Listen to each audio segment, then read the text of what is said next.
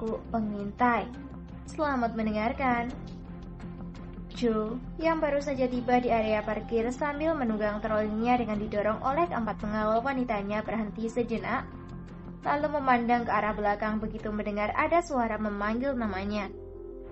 Ketika dia menoleh, tampak seorang gadis muda belia yang dia kenal dengan nama Senita berlari-lari kecil menghampiri dirinya. "Mau kemana, Kak? Mengapa buru-buru sekali?" tanya gadis itu. "Ternyata kamu, Senita. Ada apa?" tanya Joe sambil tersenyum. "Ah, tidak apa-apa. Hanya ingin sekedar bertanya saja. Oh ya, Kak, kapan Kak Joe akan pergi lagi ke Kuala Nipah?" tanya Senita. "Mengapa? Kau rindu dengan Amora?" tanya Joe menggoda. Tidak juga," jawab gadis itu tergagap. "Aku masih punya urusan di sini. Mungkin 2 tahun lagi aku baru kembali ke sana. Aku masih harus kuliah. Ini saja aku sudah terlambat mendaftar gara-gara banyak urusan. Mungkin menganggur dululah 1 tahun. Setelah itu baru melanjutkan kuliah," kata Joe menjawab pertanyaan dari Senita. Dia tahu maksud dari pertanyaan gadis ini. Hanya saja, sebagai seorang gadis, dia pasti malu untuk terlalu terbuka. 2 tahun lagi, Kak. Ada apa dengan 2 tahun lagi? Tanya Senita. 2 tahun lagi akan ada penguburan jenazah secara massal di Kuala Nipah dan di Kota Batu. Makanya, aku memutuskan untuk kembali ke sana dalam waktu 2 tahun lagi, jawab Joe. Penguburan jenazah secara massal? Ah, sudahlah.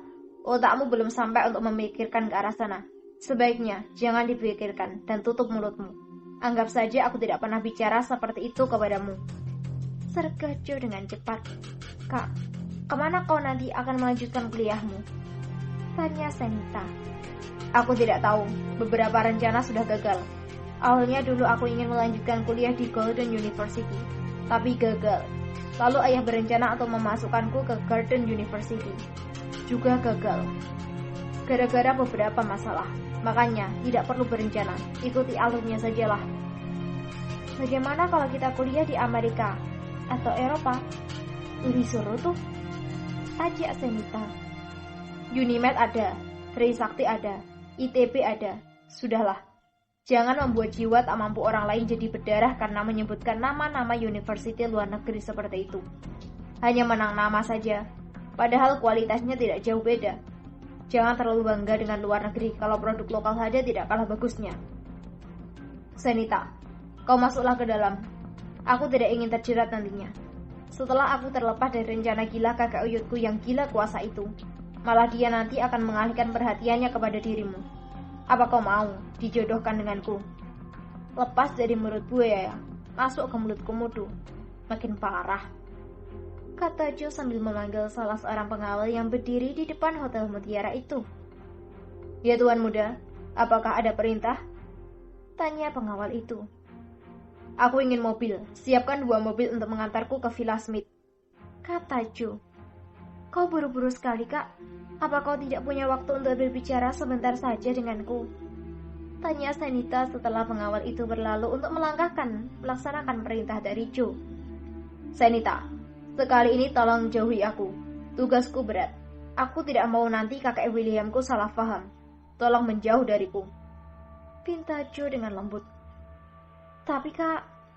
"Pergi kataku," bentak Joe yang mendadak berubah jadi sangat bengis. Senita mendadak terkejut dan tidak menyangka ternyata Joe bisa marah juga. Sambil tertunduk menahan tangis, Senita pun akhirnya mundur beberapa langkah lalu segera berpaling dan lari memasuki lobi hotel. "R1, pimpin saudaramu.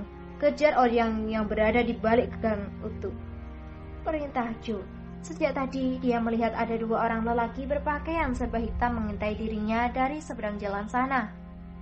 Begitu mendapat perintah, keempat wanita itu langsung menyebar dan bertemu di satu arah dan langsung menikung 2 orang lelaki bersembunyi sambil memata-matai Joe William tadi dari atas, dari arah samping, depan, dan belakang.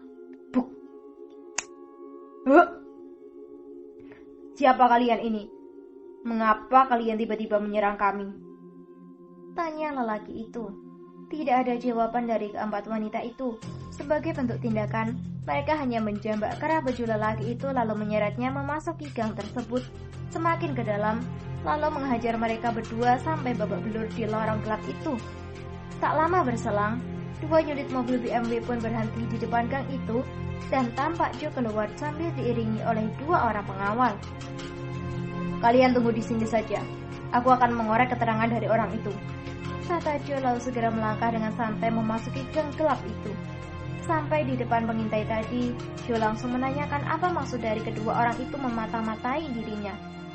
Tidak ada jawaban yang keluar dari mulut mereka, selain rintihan dan erangan kesakitan karena dihajar oleh 4 pengawal wanita tadi. "Apa kalian yakin tidak mau menjawab pertanyaanku?" tanya Joe masih dengan tetap menahan kesabaran. "Tuan muda, mereka ini tidak akan membuka mulut jika tidak disiksa. Saya memiliki metode penyiksaan yang sangat pedih untuk mereka agar mau membuka mulut," kata R1. "Seret mereka ke dalam mobil, nanti kita pikirkan kemana kita akan membawa orang ini," kata Joe lalu berjalan mendahului untuk keluar dari lorong yang gelap itu. "Pengawal, apa kau tahu di sini tempat sepi yang bisa menyiksa orang?" tanya Joe. "Ada tuan muda, sekitar 1 jam perjalanan dari sini, tepatnya di sebuah jembatan penghubung antara Metro City dan Megaton," jawab pengawal itu. "Ayo kita ke sana," kata Joe memberi perintah. Kini 2 unit mobil BMW itu segera tancap gas menuju jembatan yang dikatakan oleh pengawal tadi. Tiba di ujung jembatan, salah satu dari pengawal Joe langsung menendang lelaki pengintip tadi dan langsung jatuh berguling-guling ke tanah berumput di bawah jembatan itu. Kini, sambil mengikuti Joe, mereka lantas berjalan perlahan mendekati kedua lelaki tadi dan langsung menjabak kerah bajunya untuk berdiri. "Aku peringatkan sekali lagi, jangan katakan bahwa aku tidak haus darah. Namun, jika kau menjawab dengan jujur, maka aku akan melepaskanmu," kata Joe masih tetap mencengkeram kerah baju lelaki itu. Tuan Miller. Tuan Miller yang menyuruhku untuk mengintai pergerakan Anda," jawab lelaki tadi. "Bagus.